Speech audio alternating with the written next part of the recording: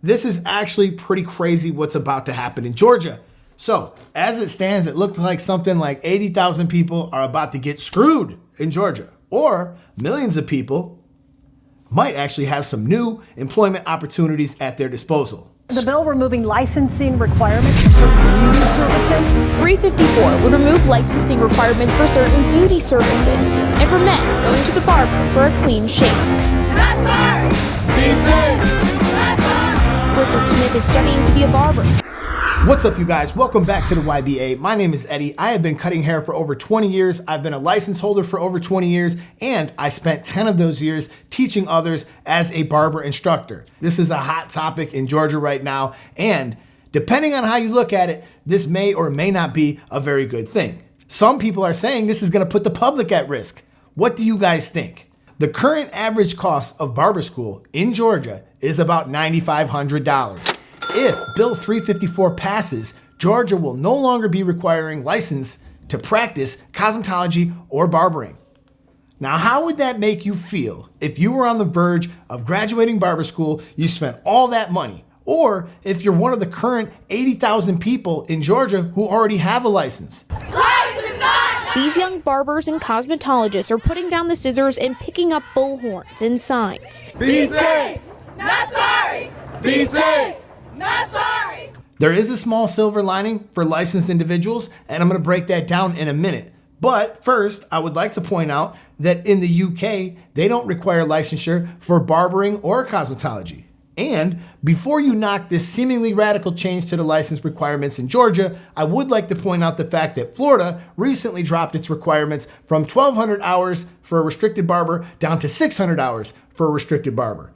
We the best! This trend is actually likely to continue through several states in the coming years. Let me ask you this. Who should we be blaming for all of this?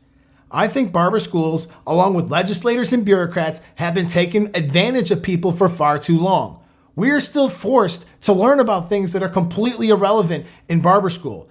And 1,500 hours, that's just ridiculous. Let me list a few of the bullshit lessons I had to teach for 10 years. Anatomy and physiology, remembering all the different facial and cranial technical terms, total waste of time. Conventional straight razor, the stroping, the honing, and how to care for it.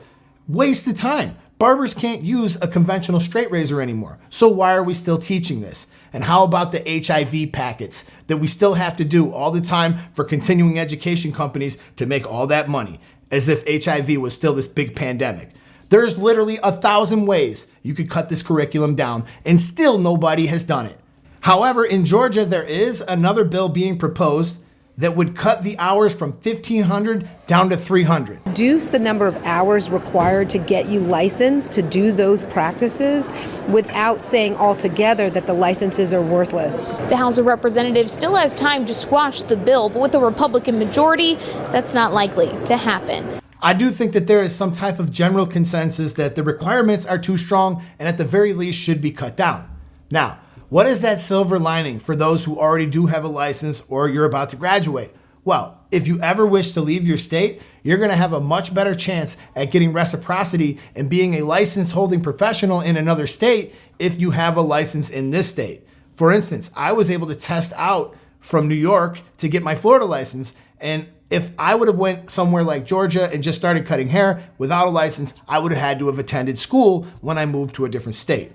Lastly, the Republicans do have a majority in the Georgia Senate, and it seems likely that this bill is probably going to pass. So I have to point out that competition in the barbershops in Georgia is probably about to go up. So if you're conducting yourself poorly, showing up late, leaving early, or just a flat out lazy barber, you might have to reevaluate what it is you're doing so this can limit the impact that this might have on you.